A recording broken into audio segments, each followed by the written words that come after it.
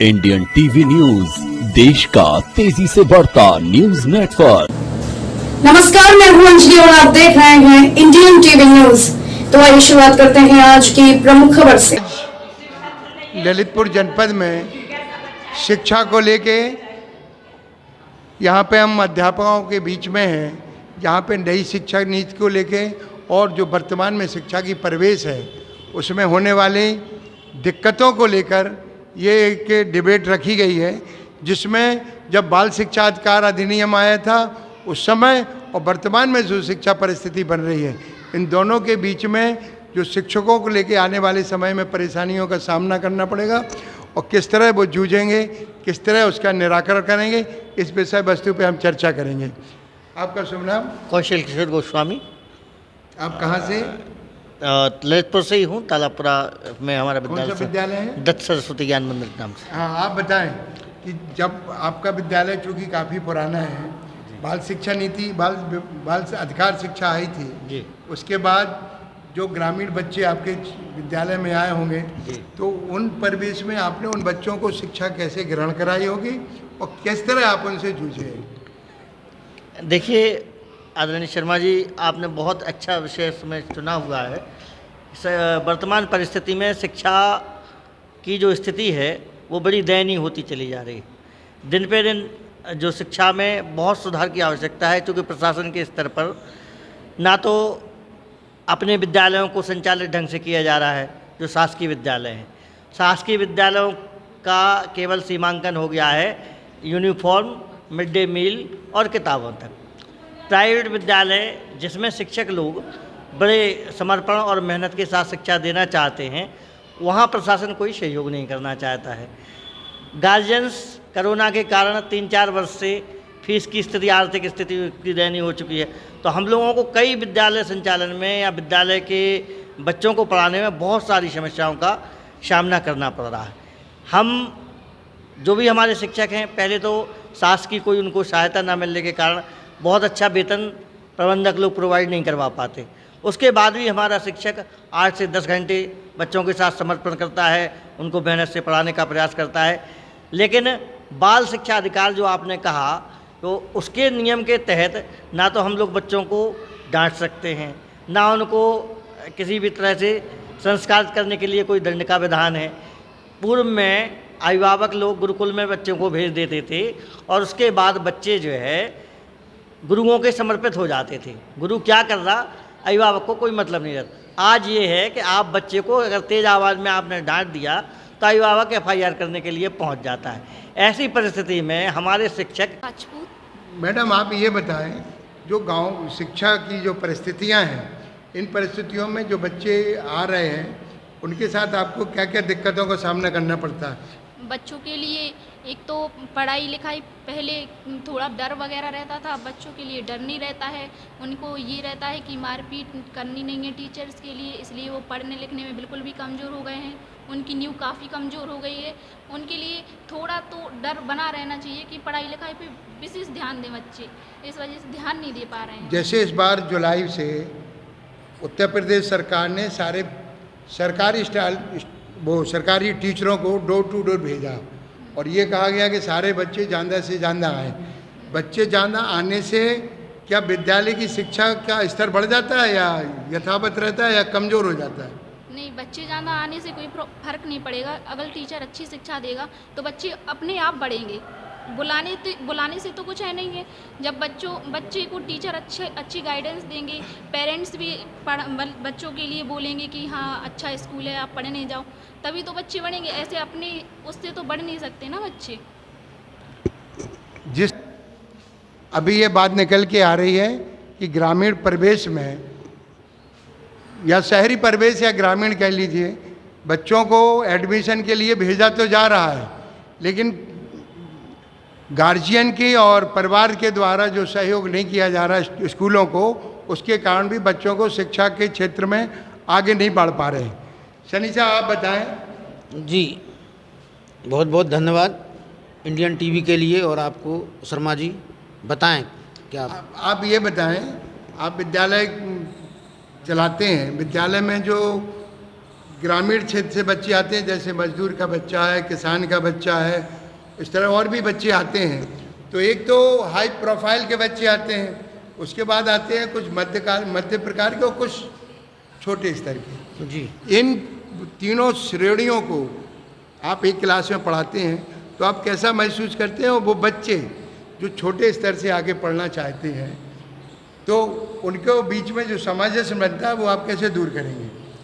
देखिए, पहले तो ऐसा है, जो ग्रामीण अंचल से बच्चे आते हैं वो मोस्टली सरकार की गलत नीतियों के कारण वो डबल इनरोल्ड हैं। हमारे यहाँ भी इनरोल्ड हैं और गांव में भी हैं। जब उनका मन आता है तो वो गांव जा कर के, जैसे अभी कोविड में हुआ, बच्चा इनरोल्ड यहाँ है और टीसी गांव से ला रहा है, वो अपने गांव में भी उसने नाम लिखा रखे हैं, तो तब तक यूनिक आईडी एक नहीं बनेगी कि बच्चा एक ही जगह इनरोल्ड रहे, जब तक इसमें सुधार नहीं आ पाएगा बच्चों में। जी, अपना शुभ नाम? सर, मेरा नाम आशीष दीक्षित है और मैं खड़ोबरा स्थित पंडित रुद्र नारायण त्रिवेणी शर्मा मेमोरियल इंटर कॉलेज खड़ोबरा में विगत 7 वर्षों से प्रधानाचार्य पद पर कार्यरत हूं। और मैंने ग्रामीण क्षेत्र के जो बच्चे हैं उनको नज़दीक से देखा है, उनकी शिक्षा ग्रहण करने की जो ललक है उनके अंदर, वो मैंने नज़दीक से देखी है। और मैंने ये भी देखा है कि शहरी, यदि मेरे एक भाई शहर के विद्यालय में है और एक गांव के विद्यालय में है, तो मैंने ये देखा है कि बच्चे में जो प्रतिभा होती है, जो ग्रामीण क्षेत्र के बच्चों में प्रतिभा है, वो उतनी शहरी क्षेत्र के बच्चों में प्रतिभाएं नहीं देखने को मिल पाती हैं। क्योंकि ग्रामीण क्षेत्र का बच्चा सीखने की ललक रहती है उसको, उसके पास अभाव होता है चीज़ों का। और शहरों में क्या होता है कि बच्चे के पास अभाव नहीं है, उनको शुरुआत से ही विद्यालय में कार्य के द्वारा छोड़ा जा रहा है। तो कहीं ना कहीं ये बच्चे की मानसिकता बन जाती है कि अब उसको कुछ नहीं करना है, उसके पास सब कुछ है, और उसके अंदर कहीं ना कहीं पढ़ाई का स्तर जो है वो गिरता जा रहा है। तो आज के इस पढ़ाई के गिरते हुए स्तर में कहीं ना कहीं हम देख सकते हैं कि अभिभावक भी जिम्मेदार हैं और शिक्षक भी जिम्मेदार हैं। लेकिन अगर देखा जाए तो यहाँ पे 2 स्वरूप शिक्षा के देखने को मिलते हैं। एक तो प्राइवेट स्तर का शिक्षा कह लें और एक दूसरा होता है सरकारी विद्यालय। तो कहीं ना कहीं सरकारी विद्यालयों में शिक्षा देने के लिए शिक्षित तो कर रहे हैं वो लोग, लेकिन शिक्षा का असली महत्व क्या है वो खोखला का खोखला बन के रह गया है। पहले शिक्षा ठोस प्राप्त होती थी, आज शिक्षा ग्रहण करने के लिए बच्चे नहीं जा रहे हैं। मैंने पूछा है, नज़दीक जाके बच्चों से बात भी की है, आप विद्यालय क्यों जा रहे हैं, तो उनका एक ही जवाब आता है, वहाँ मुझे मिड डे मील जैसी सुविधाएं हैं, वहाँ मुझे फ्री की ड्रेस मिलती है। तो जब आप बच्चे को शुरुआत से ही फ्री निःशुल्क चीज़ें कर देंगे तो बच्चा ऐसे करके उसकी मानसिकता जो होगी वो अपंग हो जाती है। तो मैं चाहता हूँ कि बच्चे को फ्री ड्रेस और फ्री भोजन ना पकड़ा के उसके हाथ में एक विज्ञान का एक मॉडल दिया जाए, उसके हाथ में विज्ञान की एक परखनली दी जाए, बच्चे को सिखाया जाए कि अम्ल का परीक्षण कैसे करते हैं, क्षार का परीक्षण कैसे करते हैं। ये बहुत महत्वपूर्ण है आज के इस शिक्षा के परिवेश में। और जी, तो आपने ग्रामीण के बच्चों को बड़े नज़दीक से देखा है और उनकी प्रतिभाओं के बारे में आपने बताया कि शहर से ज़्यादा ग्रामीण क्षेत्र में प्रतिभाएं होती हैं, लेकिन इन प्रतिभाओं को उभारने में जितना शिक्षक महत्व देता है, क्या उतना उनके परिवार की तरफ से उनको सपोर्ट मिलता है? ये तो मैं नहीं कह सकता हूँ, लेकिन हाँ इतना ज़रूर कहूँगा, जहाँ तक मैंने देखा है तो गार्जियन उतना सपोर्ट नहीं करते हैं। यदि मैं बच्चे को किसी कार्यक्रम में भाग दिला रहा हूँ, ये सपोज़ मैंने अभी कृष्ण जन्माष्टमी विद्यालय में बहुत धूमधाम से मनाई, मैंने कृष्ण बनाया, राधा बनाया, तो राधा बनाने से पहले मुझे जो इसके पहले शिक्षा नीति लागू थी, जिसमें बच्चों को 1 से लेकर 8 तक ग्रेडिंग कर दी जाती थी, मतलब बिना परीक्षा के पास, तो वो तो आज भी हो रहा है ना। बता दिया जाता है बच्चों को कि 1 से 8 तक तो पास हो ही जाना है, वो पढ़ते नहीं है, पेरेंट्स भी उनका ध्यान रखते नहीं है, टीचर से कह दिया जाता है आप पढ़ाओ। तो हम लोग पढ़ा रहे हैं तो आपकी भी तो जिम्मेदारी है कि आप घर पे उनकी कॉपियाँ देखो। सिर्फ हमारी जिम्मेदारी तो नहीं है कि हम पढ़ा दें, हमने पढ़ाया पर आपने कुछ सिखाया नहीं, वो उधर से आ गए, पूछा होमवर्क किया, नहीं किया। क्यों नहीं किया? क्योंकि टीचर का डर ही नहीं है ना उनको। चलो मारपीट ठीक है, हर चीज़ मानसिक प्रताड़ना नहीं होती, समझते हैं, लेकिन थोड़ा डर तो ज़रूरी है उनको, ताकि वो होमवर्क करके आएँ। देखें हमारी टीचर हैं, वो डांटेंगे अगर हम होमवर्क करके नहीं जाएंगे तो कुछ नहीं है। पेरेंट्स ने पहले ही कह दिया हमारे बच्चों को नहीं डांट सकती तो नहीं पढ़ती है। तो इस कारण से शिक्षा का जो हिरासमेंट हो रहा है उसमें ये भी एक कारण है। हाँ, सरकार ने कह दिया ना मानसिक प्रताड़ना, हम लोग भी तो समझते हैं ना मानसिक प्रताड़ना क्या है, हम लोग भी पढ़ रहे हैं, हमारे पेरेंट्स तो डांटते हैं पढ़ो। ये नहीं कह सकती हमें टॉपर नहीं है, पर थोड़ा तो है ना बीच में कहीं ना कहीं डर पैदा करके बच्चों को शिक्षा दी जाती है। अब ये जो ग्रेडिंग की बात आई है और कोरोना काल में भी वही हुई, तो नई शिक्षा नीति लागू होने के बाद जब बच्चे पढ़े लिखे है ही नहीं, कक्षा 1 से 9, 10, 11, 12 तक पहुंच गए, तो ग्रेडिंग करने के बाद अब जो नई शिक्षा नीति लागू होगी उससे कोई लाभ तो निकलने वाला नहीं, क्योंकि बच्चा पहले से कमज़ोर है। तो ऐसे समय में मैडम आप बताएं कि जो परिस्थितियां हैं वर्तमान में कॉलेज शिक्षा संस्थाओं में, उसके बारे में आप बताएं कि बच्चे जो आते हैं गरीब मजदूरों के और बड़े परिवार के, उनमें आप क्या अंतर करती हो, कैसे शिक्षा देती है? सबसे पहले तो मैं गवर्नमेंट से जो निवेदन करूंगी, अगर हमारी बात उन तक पहुंचे तो कि जो निःशुल्क शिक्षा दी जा रही है वो एकदम बंद करें। उसका बिल्कुल सीमित एक जो होता था, हम लोग जब पढ़ते थे तो 4 रुपये 5 रुपये फीस ली जाती थी, तो वो अब के दौर में 150 रुपये ऐसे हर लेबर दे सकता, क्योंकि लेबर क्लास की जो सोच है वो हर तरफ से उन्हें लाभ लेने की है। और कहते हैं गुरु दक्षिणा के बिना बच्चा कुछ नहीं सीख सकता, एक मिनिमम कुछ रखना चाहिए, ये मेरा पर्सनल ओपिनियन है।